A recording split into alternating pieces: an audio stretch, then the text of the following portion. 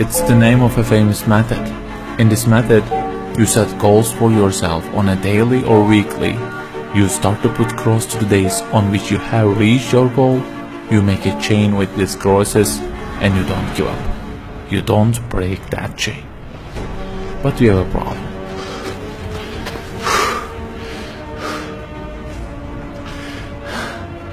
Personal development specialists say that we should have goals. You know, they say like, don't sleep more than 6 hours, learn a language, finish a book every week, don't stop, always run, don't give up on your dream, don't break the chain. Okay, I don't object to them. I also have a table and put crosses on it every day and go after many goals, no problem. But you know what? They don't talk about the most important part of it.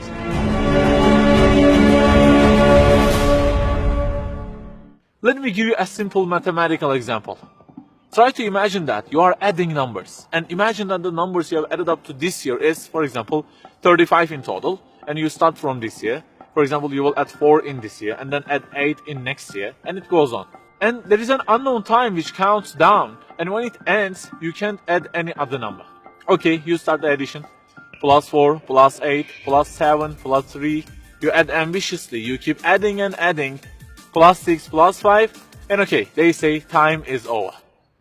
Then you realize that you have added the numbers into a giant parenthesis, and there is a zero multiplication at the end of it. It wipes out all the numbers you have added all those years, and the result becomes 0. Of course, you are disappointed. All your efforts have been wiped out by the 0. A regret arises inside of you. You say, I wish I had seen the whole picture at the beginning and realized that 0 and changed it with 1 before I started the addition. I think you got the point. Okay, guys, you may have goals for this year and afterwards. Learning a language, finishing a book every week, increasing your monthly income to $15,000, not sleeping more than 6 hours, etc. But for what? For what do we set goals exactly? Why don't we break the chain? If it is just for a more comfortable or a more respectable life, remember that all this will already be 0 with death. The death will wipe out all of them. The person who knows English will be equal with the one who doesn't know. The one who earns more will be equal with the one who earns less. The one who can reach his goals will be equal with the one who can't. So, if at the end of it, the death will 0 everything, so what is the meaning of adding more numbers with an ambition? It just increases the degree of the disappointment that you will feel.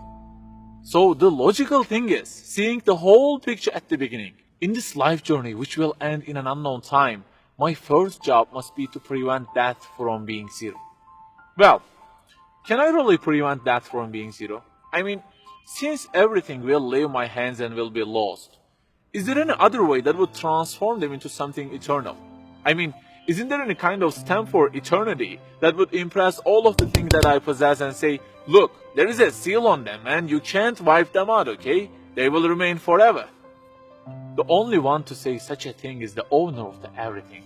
And he says, Kullu şeyin halikun. Everything, the languages you learn, the money you earn, the books you read, everything will be perished, illa wajhah, except their way towards Him. So the creator of our life says, if your intention is towards Allah, if the thing you do is for His acceptance, it won't disappear, it will be transformed into eternity in paradise. So learning a language, finishing a book every week, being rich, everything, if they are towards Him and for His sake, eternity stamp being pressed on them. For example, in this year, I will study English for 10 minutes daily. For what? Because serving Islam in the field of English is so important, and I want to gain acceptance of my Lord with it. That 0 has turned into 1. This year, I will finish a book every week. Why? Because this is the way of being a more sophisticated person and serving Islam better, and Allah who is eternal will be pleased with it. Good news, that 0 has turned into 1 because now His acceptance is your intention. I aim increasing the income of my company to $150,000. For what? Because I will spend that money on spreading the message of the Quran to the whole world and the publications that would please Him. you have exterminated the zero because now your goal is towards him. We add and add like this through our lives and they don't end with death. People who seek Allah's sake in their actions kill their death. Death cannot zero their additions. If the thing we do is for his acceptance, it is not mortal. You may say, I don't really love him that much and maybe I don't really believe in him that much either. So how can I do everything for his sake? I don't even know who he is. My brother or sister, that's the problem. You don't even know who he is. And actually it is our first job in this life. Recognizing him, that's the first step. The more you recognize him, the more you love him. And the more you love him, the more you seek his sake in your actions. So learn about him. Who made you? What does he want? Why does he give you such a billion things in each day? Read, find out. Turning the zero into one is a lifelong process. Start at the point that you are missing and try to fix it.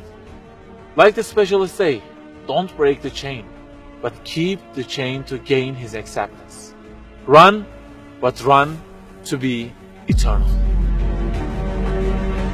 An unknown time counts down, and before starting to add the numbers, the first thing you have to do is to remove that zero. Otherwise, everything you added will be wiped out.